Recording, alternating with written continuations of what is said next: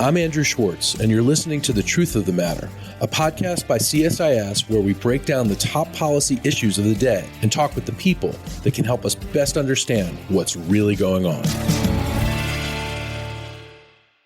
To get to the truth of the matter about the latest in the U.S. China trade war, we have with us CSIS's Scott Kennedy, a senior advisor here at CSIS and our Trustee Chair in China Business and Economics. Scott, welcome to the podcast. Happy to be with you, Andrew. Scott, so we want to talk about the trade war, but first, I want to ask you, what is the economic picture in China right now? Well, I'm happy to discuss all of this with you. And, for the past few years, China's economy has been growing extremely slowly. As most people know, the pandemic was not good to China, at least the last year of it in 2022, where following the Shanghai lockdowns in other cities, the country's economy really froze up. There were global supply chain challenges. Folks probably remember auto chips and all of these other things that were affecting the world, including China. In 2023, people thought there'd be a bounce back. There was not, nor was there in 2024. The Chinese government has thrown a ton of money at industry, advanced manufacturing. Their production has exploded, but demand in China, a lot of that has been exported abroad. Hence, China had a $1 trillion trade surplus last year. So last year, China clocked in officially at 5%. It was probably south of that, but, slower than it's been in a long time. This year, I was just in China for a couple weeks, and it feels like the economy has roughly stabilized. They have rolled out the beginnings of a stimulus. You've seen some shoots of growth, more consumption, a little bit more growth in private investment. The Liberation Day was certainly a huge shock to the Chinese system, political, economic. So far, we haven't seen real signs that this has been shock and awe that's really pushed China's economy to the edge. I think actually things seem relatively stable there. Remember, China has a relatively small financial market, closed capital accounts, so there can't be, capital rushing out if there's problems. They control their exchange rate. So at the moment, China's economy looks like it's relatively steady and some signs of positive growth, but the headwinds from the trade war will probably get bigger. And with the current tariffs as they stand, what kind of pain does this inflict upon the Chinese people and thus on the Chinese government? I think, China's dependence on products from the U.S. and to export to the U.S. has gone down. About 5 years ago, at its peak, the U.S. was about 20% of Chinese exports. Now it's down to about 14%. Same shift on the other side. They depend even less on American imports. And so there are a slate of Chinese companies that are reeling right now that if this goes on very long, they won't have customers. Some Chinese have invested in Vietnam and India as a way to get around direct American tariffs and move supply chains with other multinationals. Vietnam and India aren't as good locales to produce. They don't have the logistics and infrastructure that China has. And so that's not been great for them. And as you see, the U.S. has tariffs on those countries as well, not as high as on China. So that strategy is a challenge. We did see the Trump administration back away a little bit over the last few days, lowering tariffs on electronics products, phones, down to about 25% instead of the 145% level. That's still a lot. So this is not good for China's economy, especially for public confidence. But they do have staying power, and this is something that I don't see them backing down. I want to ask you about their Southeast Asia strategy in a minute, but sticking with this, how much pain can the Chinese actually tolerate? I actually think they are in a much better position now than they were during the first Trump administration. Yes, cyclically, the economy has slowed down. Some of these structural problems that they have with demography and debt look more imposing. But China's got a whole variety of ways that they can weather this major storm. Technologically, they are way more capable than they were 6 to 7 years ago. I visited several companies on my last trip, and I do when I go for each of my trips. And they are genuinely impressive world beaters, some of these firms. Even visited a company that is facing export controls from the United States. And when I went there over a year ago, they were really in bad shape.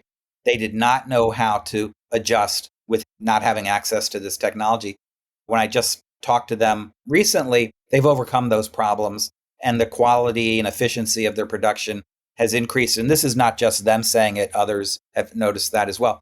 So the Chinese tech-wise still dependent on the US and West, but not as much as they used to be.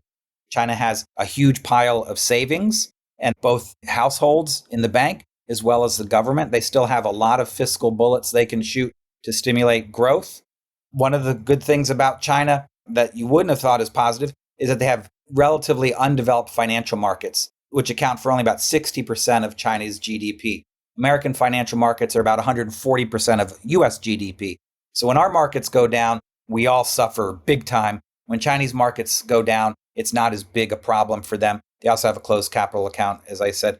Finally, China's much more protectionist than the United States. So it can go around the world offering goodies to folks in Southeast Asia, Europe, elsewhere, to get them to not side with the US in this fight.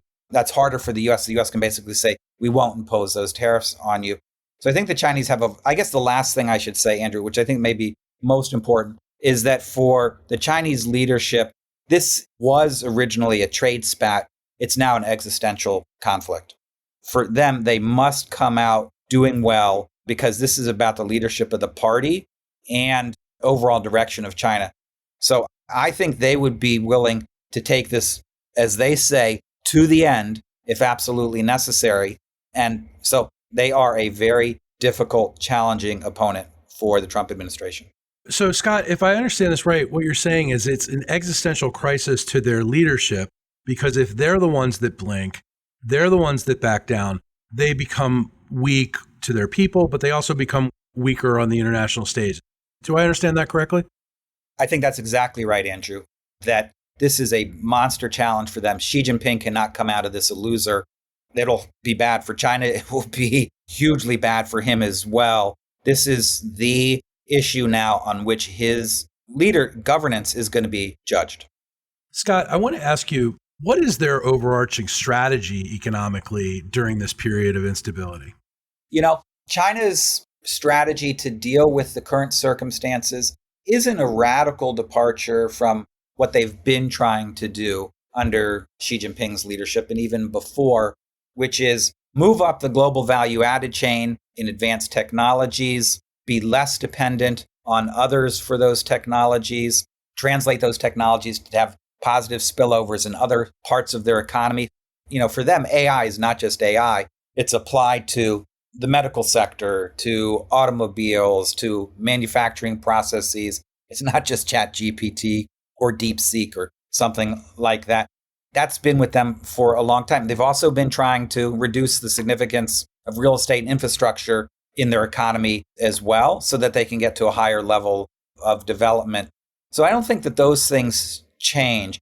I do think what is different for them now is they've got to get through this without a mega economic crisis. And two, they have to accelerate their decline in dependence on foreign markets and increase their reliance on domestic demand and consumer demand, which is something they've not wanted to do, because to do that means a shift in the political economy of who has power in China from state-owned enterprises and producers to households. So you have to raise their wages, provide them a much broader safety net, address their concerns about housing and all of those things. And that's something that China has been very hesitant to do. But the pressure from the United States and that they're going to be facing from others who don't want to be the targets of unloaded Chinese products, who are already anxious about that, it might accelerate that. So in some odd way, what the Trump administration is doing might actually push the Chinese to do things which they should have been doing for the last decade.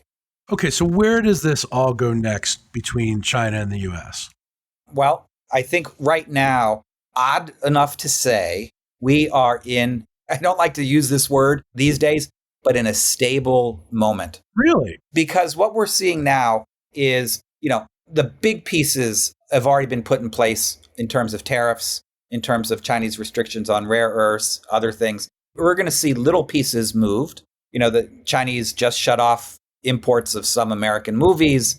There's a report that they're going to stop taking deliveries of new Boeing aircraft. the US may respond and put export controls on technologies that go into China's own commercial aircraft, the C919. So we may see individual pieces like that. But I'm not sure we're going to see a mega escalation of this crisis right now. If we do, it's going to be in the financial sector. It's going to be the US going after Chinese banks, Chinese companies listed in New York, perhaps swift sanctions against Chinese institutions if they wanted to go nuclear. The Chinese could do a parallel kind of things. Pushing those big buttons have major blowback. And so the consequences we saw last week on the American stock market and bond market would be even bigger if either side pushes those buttons. So I think they may hold off on those things. I think right now, both Beijing and Washington are focused on negotiating with everybody else, the fight for the middle to see if they can outflank the other. And then I think they're beginning to think about what would a negotiation with the other side look like? Who would it be? What would the topics be on the table? That's still down the road. But I think that as they are thinking about potential escalation and negotiating with others, they also have in mind how they are positioned vis-a-vis the other side. And Scott, we talk a lot about decoupling. First, I want to ask you, what does decoupling actually mean? Second, I want to ask you, are we decoupling with China? So from a physical perspective, if the US and Chinese economies decouple, we become far less interdependent across a range of measures. That means we would have much less direct trade with each other, direct investment with our companies producing in each other's markets, finance, so portfolio investment, corporate bonds, etc. We'd have much less travel of tourists and students. We would basically come apart. It doesn't necessarily mean that we would be isolated globally because we might be still connected to many other economies or them, but our direct connections would basically be eliminated in a decoupled context. We're not there yet by any stretch of the imagination. Last year, $650 billion in trade in goods and services, if not more. We have 286 Chinese companies listed in New York with a market cap of 1.1 trillion. The Chinese directly hold 760 billion in US treasuries and 600 more through other parties. We have thousands of American companies on the ground producing in China. Last year, sold about 500 billion worth of goods. We have 1,000 plus Chinese companies in the US selling about 80 billion worth of product and services in the United States. So we are still deeply connected, but we can see decoupling from here. It used to be way off in the horizon, but now you can imagine it because with 125 to 150% tariffs, that's going to make just about every good uncompetitive. Throw on the export controls and then potential financial restrictions that both sides might be contemplating. And then, of course, for travelers, the number of Americans traveling to China now is definitely going to fall, not because of expensive plane tickets, but because of nerves of what it means to go there. And the same for Chinese potentially thinking about coming to the United States. So certain elements of the relationship are definitely going to be restricted in the direction of decoupling. Both sides would have to do a lot more to really actually pull the relationship entirely apart. And Scott, for us in the United States, we're pursuing strategies so we can go it alone without China. The Trump administration's starting to articulate a lot of those. But what about China? What are they doing? Xi Jinping's currently on a trip to Southeast Asia. Is that part of what he's trying to do? So I think the Chinese have been de-risking, to use a Biden administration term, for quite some time. In fact, the word decoupling originally was something that they thought of in the 1990s when they began to become more economically connected with us. They're worried about dependence on the dollar, American technology, and they thought, well, do we need to decouple from these elements of the West because of our security differences? So they started the de-risking long before we even thought of that idea. And so they're, again, continuing this long-term plan of technology self-reliance in information technologies, robotics, in automobiles, medical, pharmaceuticals, de-Americanizing. They still are going to rely on lots of things from the rest of the world, but they're trying to radically reduce their dependence on the United States in particular. And at the same time, they are going out to the rest of the world selling, being close to China, doing business with China. Chinese leader Xi Jinping was in Vietnam yesterday, met with the Vietnamese leadership. They signed 45 deals in a day. 45. 45.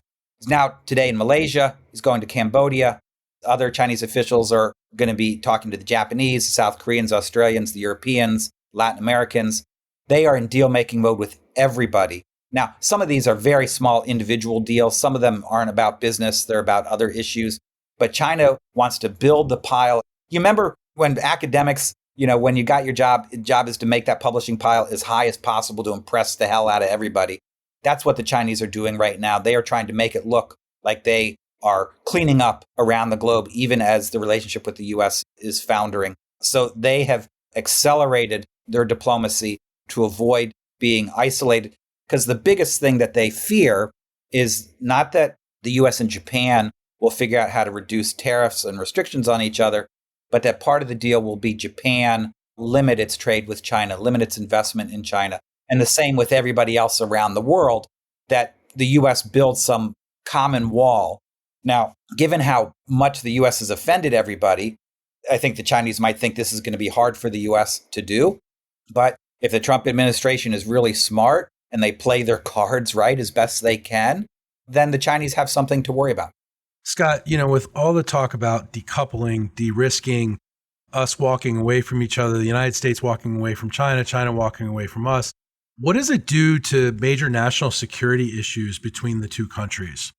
Well, I think the conventional wisdom that has, solidified in the last 5 to 8 years is that our economic interdependence with China creates real huge risks, and that we have to limit that connectivity because of the economic security challenges that arise, technology leakage, supply chain dependence, vulnerabilities for critical infrastructure, Chinese economic coercion. And we've got to pull all that back, and we've got to align more with others. We have to build at home. The Biden administration's, invest, align, compete.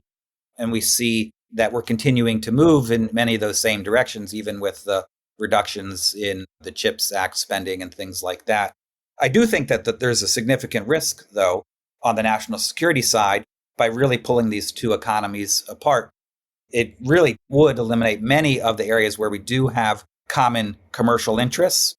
It would make it much harder to find common ground to tackle climate change, to tackle general AI and what it means for our economies and societies and national security, to deal with potential future pandemics, and makes it more likely that hotspots, which have been, sort of bubbling, become much, much more dangerous. And the most important of those is in the Taiwan Strait. So if we are not interacting with each other, if we're not communicating with each other, and it's simply one side against the other, as tough as they possibly can be, a la the Cold War, that may feel like we're protected in one way, but in the other way, our risks go up dramatically. Dr. Scott Kennedy, as always, thank you very much. Really appreciate your insight and your expertise. Great talking to you, Andrew. Thanks so much. If you enjoyed this podcast, check out our larger suite of CSIS podcasts. From Into Africa, The Asia Chessboard, China Power, AIDS 2020, The Trade Guys, Smart Women, Smart Power, and more. You can listen to them all on major streaming platforms like iTunes and Spotify. Visit csis.org/podcasts to see our full catalog.